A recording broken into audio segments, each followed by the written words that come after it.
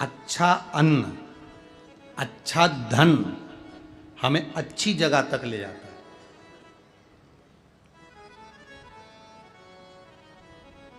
कभी कभी किसी के पांव की चप्पल पड़ी हुई थी, तुम्हारी चली गई मंदिर में से, तुम दूसरे की पहन गए। पहन तो गए, चप्पल पहन के थोड़ी दूर गए थे और मालूम पड़े एक्सीडेंट हो गया, खड्डे में गिर गए, पांव टूट गया, पांव में चोट लग गई, तकलीफ आ गई, कष्ट आ गया। दरवाजे पर चप्पल रखी थी, कोई कष्ट, कोई शरीर में तकलीफ आ गई, कोई पांव में तकलीफ आ गई, कोई तकलीफ, कोई कष्ट आ गया, कोई तकलीफ आ गई। अब आप विचार कर रहे हो मैंने तो कभी किसी का बुरा करा ही नहीं, मैंने तो कभी किसी का बुरा करा ही नहीं, फिर तकलीफ क्यों आई? तकलीफ आने का कारण केवल इतना था कि दूसरे के पांव की पादुका जिस पर काल मंडरा रहा था वो तेरे पांव में आ गई और वो चली, उसका दुख तुझे भोगना, उसका कष्ट तुझे भोगना, कोई दूसरा नहीं भोगेगा, भोगना तुझे। शिव महापुराण की कथा कहती है 3 चीजों से दूर रहना, दूसरे की 3 चीजें हमारे पास नहीं आना चाहिए। पांव की चप्पल जूता, दूसरे नंबर पर छाता, तीसरे नंबर पर मांग का टीका।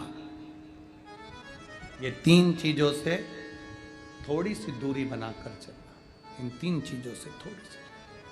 किसी के पांव की चप्पल हमारे पांव में ना आए, किसी के पांव की पादुका, किसी का जूता चप्पल हमारे पास ना आए, इसका स्मरण रखें।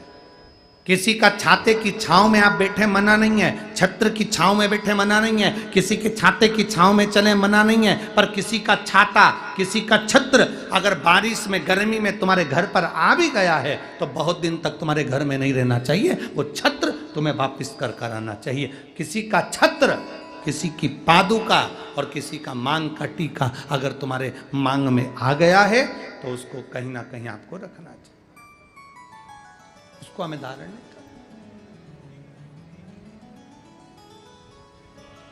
अच्छा, आपके स्मरण में है एक बात, यहां होता है कि नहीं होता महाराष्ट्र का तो हमको स्मरण नहीं है ऐसा, पर हमारे उधर का हम बता सकते हैं कि जब कोई मरता है, मरने के बाद में जो 12वें के दिन पंडित जी पूजन कराते हैं या 13वें के दिन कराते हैं या 10वें के दिन कराते हैं तो उसमें पद दिया जाता है। पद में छाता भी दिया जाता है, चप्पल भी दी जाती है, आसन भी दिया जाता है, लोटा भी दिया जाता है। इधर देते कि नहीं देते वो हमको नहीं मालूम, बोलो सही है कि गलत?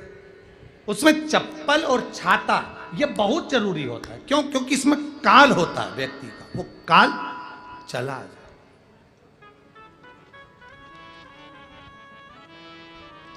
कभी किसी गुरुद्वारे में गए हो आप लोग? अरे जम के तो बोलो। कभी किसी गुरुद्वारे में दर्शन करने के लिए गए हो?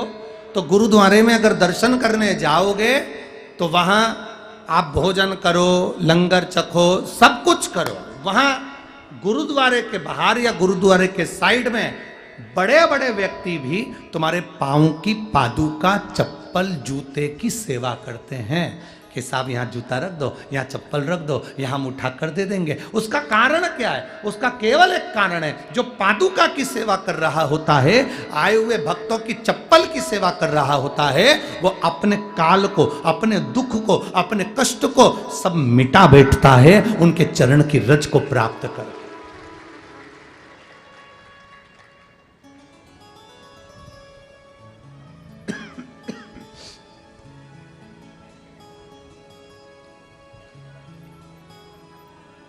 एक छाता, चप्पल, मांग का टीका, ये इसमें काल की समावेशता है, इसमें काल है।